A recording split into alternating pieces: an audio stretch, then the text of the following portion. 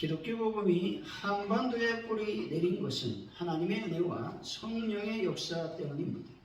그러나 그 과정에는 수많은 이들의 눈물과 헌신이 있었습니다. 특별히 제주도는 그 지리적, 문화적 특성상 복음의 불무지로 여겨졌던 땅이었습니다. 이 땅의 복음을 처음으로 전한 이는 이기풍 목사님이셨습니다. 그는 단순히 교리나 열심만으로 사명을 감당한 것이 아니라 성령의 충만한 가운데 고난을 감수하며 성령 음성에 순종했던 것이죠. 예수님께서 제자들에게 이렇게 말씀하시죠. 사도행전 1장 8절입니다. 오직 성령이 너희에게 임하시면 너희가 권능을 받고 예루살렘과 온 유다와 사마리아와 땅끝까지 이르러 내 증인이 되리라 하시니라. 아멘. 예수님께서는 제자들에게 성령이 임하시면 그들이 하늘의 능력을 받게 된다는 사실을 확신시켜 주고 있습니다. 여기서 권능이라고 하는 말은 제자들이 증인으로서의 사역을 수행하는 데 필요한 모든 능력을 말하는 것이죠. 예수 자신이 세례를 받으실 때 성령과 능력으로 기름 부음을 받았던 것처럼 이제 제자들도 그와 똑같이 기름 부음을 받아 사역을 감당할 수 있어야 된다라는 말씀인 것입니다. 이 말씀을 믿고 이기풍 목사님은 매일 새벽 기도로 하루를 시작하여 거절을 당해도 다시 찾아가고 돌에 맞아도 용서하며 그리스도의 사랑을 실제로 보여주는 삶을 살았던 것이죠. 수년 후 그의 수고와 눈물은 열매를 맺기 시작했습니다. 첫 세례자들이 나오고 교회가 세워지고 아이들을 가르치는 성령을 가르치는 교육사역도 시작이 되었다라고 하는 것이죠. 특히 어린이들에게 복음을 전하고 성경을 가르치는 일은 훗날 제주도 기독교 문화의 초석이 되었던 것입니다. 성령을 의지하여 성령으로 사역한 것과 성령의 열매가 맺히게 되었던 것이죠. 갈라디아서 5장 22, 23절이죠. 오직 성령의 열매는 사랑과 희락과 화평과 오래 참과 자비와 양성과 충성과 온유와 절제니 이 같은 것을 금지할 법이 없느니라. 아멘. 아멘. 이런 인격적 열매와 사역 열매는 단순한 열심 때문이 아니라 성령께서 함께 하셨기 때문에 가능한 일이었습니다.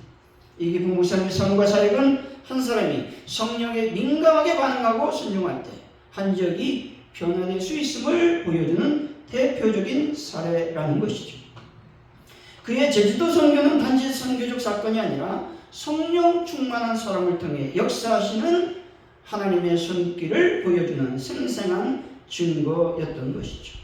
오늘날 우리 역시 이기풍 목사님처럼 내 생각이나 환경보다 성령의 음성에 귀를 기울이고 순종한다면 하나님은 여전히 땅끝까지 복음을 전하는 통로로 우리들을 사용하실 것입니다. 아멘. 오늘 많은 성도들이 일주일의 대부분을 보내는 것이 교회가 아니라 삶의 터전, 또한 어떤 이들은 직장인 것이죠. 그러나 여전히 많은 이들이 직장에서는 신앙을 숨기거나 복음을 전할 용기를 내지 못하는 것이 현실인 것이죠. 삶의 현장에서 하나님의 복음을 증거한다는 것이 결코 쉽지가 않습니다. 이런 상황 속에서 성령님의 인도하심에 민감하게 반응하며 직장에서, 삶에서 복음을 전하고 삶으로 그리스도를 증거하는 직장인 또한 삶의 크리스천들이 늘어나고 있다는 것이죠. 직장은 단순히 돈을 벌기 위한 공간이 아니라 하나님께서 우리를 보내주신 영적 사역지, 사명지가 되는 것입니다. 교회에서 훈련된 믿음이 직장에서 실천될 때 우리는 세상 속에서 진짜 제자로 살아갈 수 있는 것이죠. 여러분, 성령님은 지금도 각자의 일터에서 기도하는 자, 순종하는 자, 복음을 전하는 자를 통해 역사하심을 믿으시기 바랍니다. 사랑하는 성도 여러분, 이러한 삶의 현장과 자리에서 예수 그리스도의 복음을 증거하심으로 성령님의 역사를 경험하여 전도의 열매를 맺는 분들이 되시기를 예수 이름으로 간절히 축원드립니다. 아멘. 오늘 본문은 죽음을 목전에 둔 예수님께서 장차 당신이 승천하신 후 보혜사 성령님을 보내주실 것을 약속하고 있는 말씀이죠. 다시 말해 예수님께서는 자신이 비록 제자를 떠나 하나님 나라로 가신다 할지라도 또 다른 보혜사이신 성령님을 제자들에게 보내어 영원토록 그들과 함께 하시겠다고 약속하고 있습니다. 여기서 예수님께서 성령님을 보혜사로 표현한 것은 성도들 곁에서 일거수 일투족을 감찰하시면서 마땅히 성도들의 말할 바와 행할 바를 가르치고 도와주시는 위로자, 대언자, 상담자로서의 성령님의 사역을 염두에 두고 있는 것입니다. 이 말씀이 사도행전에서 오순절 강림 사건 이후 성취 되었는데 성령님의 충만을 받은 제자들은 변화된 신앙과 용기 그리고 엄청난 권능과 지혜가 임했음을 우리는 알 수가 있습니다. 오늘 말씀을 통해 진리용 나의 인생 동반자란 제목으로 성령님은 과연 어떤 분이시고 또 그리스도의 삶은 어떠해야 되는지 하나님의 은혜를 나누겠습니다. 과연 성령님은 어떤 분이실까요? 성령님은 우리와 항상 함께 하시는 분이십니다. 16절이죠. 한번 읽어보죠. 시작. 내가 아버지께 구하겠으니 그가 때로 다른 구에서 너희에게 주시리라. 영원토록 너희와 함께 있게 하리니. 아멘. 이 말씀은 예수님께서 당신의 승천 후에 남게 될 제자들에게 당신을 대신할 보혜사를 약속하시는 말씀이죠. 여기서 또 다른 보혜사라는 말은 하나님과 그리스도의 영이신 성령님을 가리키고 있습니다. 보혜사라는 말은 헬라어 곁에라는 의미의 단어와 부르다라는 의미의 단어가 합쳐서 된 단어로서 바로 곁에서 도교에 부름받은 자라는 의미가 있는 것이죠. 이 단어는 헬라 세계에서 재판정에 선 피고를 돕기 위해 부름받은 변호사 혹은 어려운 인생의 문제를 해결하기 위해 부름받은 상담자라는 뜻을 지니고 있죠. 그리고 좌절한 자를 일으켜 세우는 위로자 등을 나타낼 때 사용된 말씀인 것이죠. 성령님께서는 우리 삶과 신앙을 돕는 자이시고 우리가 환난에 처해 있을 때 위안 자이시며 우리를 위해 세상에서와 하나님의 법정에서 변호하실 변호사이십니다. 그리고 우리 인생의 상담자이시며 또한 그리스도의 말씀을 가르치시는 교사이기도 한 것입니다. 그러므로 여러분, 우리가 비록 거칠고 험한 세상을 살아갈지라도 염려할 것이 없음을 믿는 분들이 되시기를 바랍니다. 아멘. 아무리 무슨 환난과 시련이 닥쳐온다 해도 두려울 것이 없습니다. 보혜사 성령님께서 우리를 도우시기 위해 늘 곁에 계심을 믿고 담대히 행하게 되는 것이죠. 또는 어떤 어려운 일을 당한다 할지라도 기도로 성령님의 도우심을 구하면 반드시 성령님께서 신속하게 그 문제를 해결해 주실 것입니다. 여러분, 어떤 문제가 있더라도 성령님은 언제나 여러분과 함께 계시기 때문에 결코 혼자가 아니라는 사실을 믿는 분들이 되시기를 바랍니다. 아멘. 인도에서 여성교육과 복음 전파에 헌신한 판디타 라마바이라는 분이 있습니다. 그녀는 인도 사회의 여성 억압과 불평등에 맞서 싸우며 여성교육과 복음 전파에 큰 기여를 한 인물입니다. 판디타 라마바이는 1858년 인도에서 태어났습니다. 그녀는 힌두교의 전통적 여성 억압에 맞서 싸우며 여성의 권리와 교육을 위해 헌신했다는 것이죠. 그녀가 영국으로 건너간 후 기독교 선교사들과의 만남을 통해서 성경을 접하게 되었고 예수 그리스도의 가르침에 깊은 감명을 받게 됩니다. 드디어 그녀는 기독교로 개종하고 여성 교육과 복음 전파에도 헌신하게 되었던 것이죠. 1889년 인도로 돌아온 그녀를 향한 사회의 실선은 꼴상하였을 뿐만 아니라 이제는 브라만이 영광을 내던지고 기독교로 개종했기 때문에 반갑게 맞이할 리가 만무했습니다. 힌두교 사회 개혁가들조차 그녀의 개종을 비판하는 입장에 있었던 것이죠. 이때 그녀는 성령께서 자신과 함께하고 있음을 굳게 믿었던 것이죠. 성령님이 함께한다고 하는 믿음으로 그녀는 이런 비판에 굴하지 않고 자신의 꿈을 실천해 나갔습니다. 그는 인도에서 여성교육기관을 설립하고 수많은 여성들에게 교육의 기회를 제공했던 것이죠. 그는 또한 성경을 마라티어로 번역하여 더 많은 사람들이 하나님의 말씀을 접할 수 있도록 인도했습니다. 성령님은 그도와 함께 하심으로 인도 사회에 큰 영향을 미쳤고 많은 이들의 삶이 변화되었습니다. 이방인들과 고아들을 교육시켜 자립하는 이 사업은 이후에 라마마이 묵디 미션으로 발전하여 오늘에 이르고 있습니다. 현재 푸네를 중심으로 미국, 영국, 캐나다, 뉴질랜드, 오스트리아에 지부를 두고 있는 국제적인 단체로 발전했다라는 것이죠. 묵디 미션에 봉사한 자는 이렇게 말합니다. 작고 보잘것없는 제 손이 그분의 눈물과 아픔을 닦아주는 도구가 될 수 있었던 것은 하나님의 은혜였습니다. 제가 아니라 주님이 저를 통해 일하셨습니다 라고 말했다는 것이죠. 그녀의 눈빛과 말뜻 속에는 자기의 의나 성취감이 아닌 오히려 하나님이 하셨다고 하는 감사와 감격이 가득 담겨 있었다는 것이죠. 성령님께서 그 공동체 가운데 어떻게 역사하시고 자매의 마음과 시간을 어떻게 사용하였는지가 절로 느껴지는 답변이라는 것이죠. 성령님이 함께 하시면 어떤 어려움도 이겨낼 수 있는 것입니다. 바울처럼 강의 영과 강도의 영과 동족의 영과 이방인의 영과 거짓 형제의 위험이 있을지라도 반드시 성령께서 함께 하심으로 성령님의 역사를 경험하게 되는 것입니다. 사랑하는 성도 여러분, 보혜사 성령님께서 여러분들과 함께 하심을 믿고 능히 삶의 현장과 자리에서 승리하는 분들이 다 되시기를 예수 이름을 간절히 축원드립니다. 아멘. 그렇다면 성령님께서 우리와 함께 하시는데 어떻게 함께 하시느냐 하는 것이죠. 성령님은 우리 속에 진리의 영으로 내주하심으로 함께 거하신다고 말씀하고 있습니다. 17절이죠. 한번 읽어봅니다. 시작.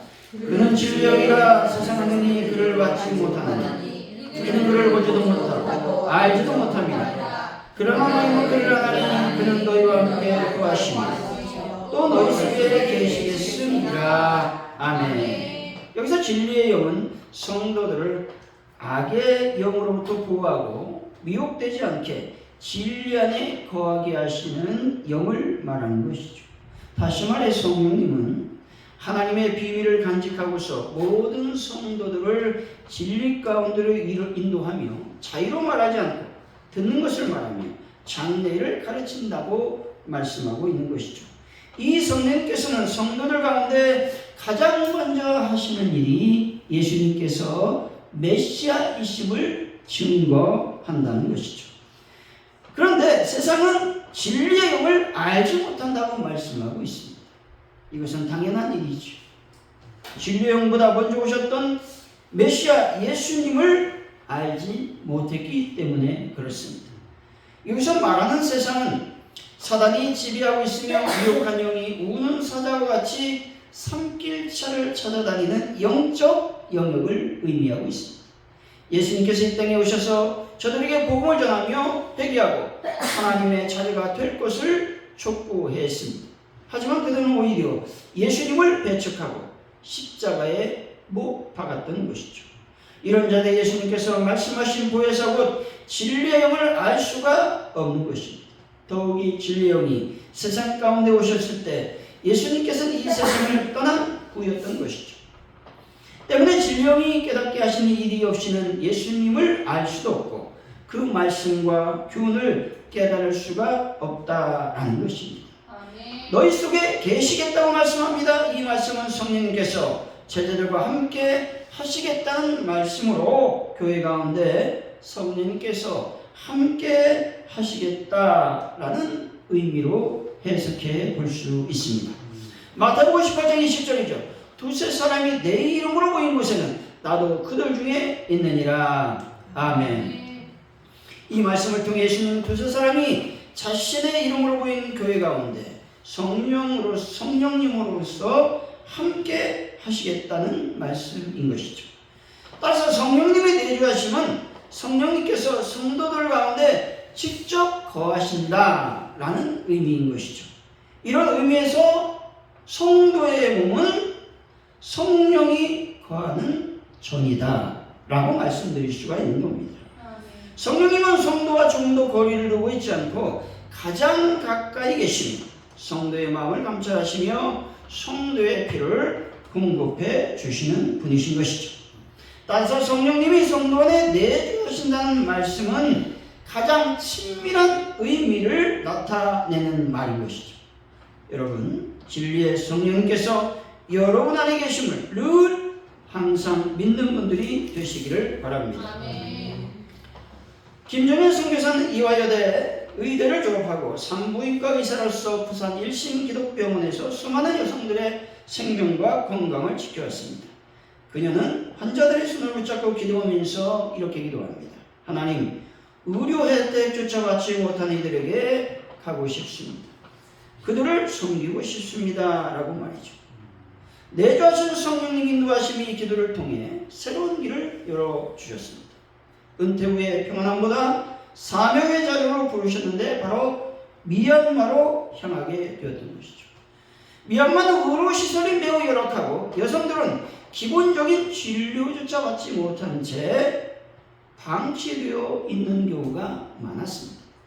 그냥 이런 환경에 놓여 있는 미얀마 여성들에게 치료를 넘어 존엄성과 사랑을 회복시켜주고 싶었습니다. 라고 간증하고 있죠. 또한 모든 수술을 준비하는 과정은 먼저 기도로 준비합니다. 모든 상황 속에서 내주하시는 성령님께 묻고 기다리며 순종하려고 노력하고 있습니다. 라고 말하고 있는 것이죠. 누가 이렇게 물었습니다. 은퇴하셨으면 좀 쉬셔야죠. 왜 미얀마까지 가셨습니까? 라고 말이죠. 그때 그녀는 내 안에 계신 성령님께서 가라고 하셨기 때문에 그 부르심에 예 라고 대답했을 뿐입니다. 라고 말했습니다. 그녀는 의료기술을 복음을 담는 도구로 삼았고 하나님을 사랑하는 그 실천으로 인해서 이 땅의 여성과 아이들을 통해 열매를 맺고 있는 것입니다. 사랑하는 성도 여러분, 여러분 속에 계시며 말씀하시는 성령님의 음성에 민감하게 반응하는 분들이 다 되시기를 예수 이름으로 간절히 축원드립니다. 우리 함께 하신 성령님을 오신 성도들의 삶은 어떤 삶을 살아야 되겠습니까? 하나님의 계명인 사랑을 실천하는 삶을 살아야 되는 것입니다. 21절이 좀 읽어보죠. 시작. 나의 계명을 지키는 자라야 나를 사랑하는 자니 나를 사랑하는 자는 내 아버지께 사랑을 받을 것이요 나도 그를 사랑하여 그에게 나는 나타내리라. 아멘. 나의 계명을 지킨다고 말씀하죠. 이 계명은 구약의 율법과 같이 여러 가지 조문으로 구분된 것이 아니라 오직 사랑의 계명뿐인 것입니다. 이 사랑의 계명은 먼저 하나님에 대한 사랑이 확립된 후에 이웃에 대한 사랑이 확립될 수 있음을 말하는 것이죠. 그리고 이 사랑은 가장 큰 하나님의 은사이므로 인간의 의지 결단으로는 실행 불가능한 것이라 말하는 것이죠. 따라서 예수님께서 제자들에게 이 계명을 주심은 당장은 제자들이 그 계명을 지킬 수 없으나 성령님의 내주하심을 통해 제자들과 예수님의 연합이 이루어질 때 계명을 지키는 일이 가능하다라는 것들을 말씀하고 있는 것입니다. 예수님은 계명을 지키는 자와 나를 사랑하는 자를 동일선상에 두셨습니다. 다시 말해 사랑은 감정이 아닌 선택이며 하나님 말씀에 순종함으로 드러나는 신앙의 태도라고 하는 것이죠. 창세기 22장 12절 말씀이죠. 사자가 이르시되 이 아이에게 내 손을 대지 말라. 그에게 아무 일도 하지 말라. 내가 내 아들 내 독자까지도 내게 아끼지 아니하였으니 내가 이제야 내가 하나님을 경외하는 줄을 아노라. 아멘. 하나님은 아브라함이 당신을 사랑하는지 최종 시험을 하셨습니다. 그런데 그 시험이 사랑하는 독자 이삭을 바치라는 것이었습니다. 하나님께서 약속하신 그 말씀을 어기시겠다라는 것이죠. 왜냐하면 그 이삭은 아브라함의 자손을 대표하는 그 어떤 가문의 시작이라고 하는 것입니다. 이 아이가 없으면 이스라엘 민족이 발생할 수 없기 때문에 그렇죠. 그런데 이 하나님의 명령에 순종하여 이삭을 바치려고 할 때 하나님께서 이렇게 말씀하시죠. 내가 나를 사랑하는 줄 알겠다라고 말씀하셨습니다. 하나님께서 아브라함의 순종을 보시고 그의 하나님 사랑을 인정해 주신 것입니다.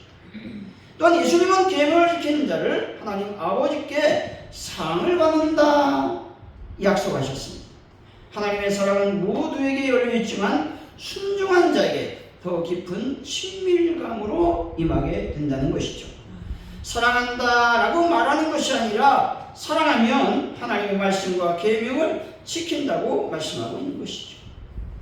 계명을 지키는 삶은 어렵고 때론 외롭습니다. 하지만 그 길 끝에는 하나님의 사랑과 예수님의 임재, 성령님의 도우심이 약속되어 있음을 믿으시기 바랍니다. 우리는 늘 대답을 준비하며 실행해야 되는 것이죠. 주님, 제가 하나님을 사랑함으로 사랑의 말씀과 계명을 지키겠습니다 라고 말합니다. 이렇게 말씀을 지키겠다고 결심하면 반드시 성령님께서 우리들 삶 가운데 실제로 찾아오시는 것입니다. 여러분, 내주하신 성령님을 마음속에 모심으로 사랑을 실천하는 분들이 다 되시기를 바랍니다. 결론적으로 성령님은 진리의 영으로서 우리 속에 내주하심으로 우리와 항상 함께 하시는 분이십니다. 때문에 그리스도인들은 하나님의 계명인 사랑을 실천하는 사람이 되어야 한다는 것입니다. 사랑하는 성도 여러분, 항상 나와 함께 하시는 인생의 동반자 성령님께서 내 속에 내주하시기에 사랑의 열매를 실천하여 하나님의 영광을 누리는 귀한 분들이 되시기를 예수 이름으로 간절히 축원드립니다. 기도합니다. 하나님 아버지, 성령님이 내 속에 계심을 믿게 하여 주옵소서. 때문에 나는 거룩한 성전임을 다시 한번 깨닫고 거룩한 삶을 살 수 있는 은혜를 더하여 주옵소서.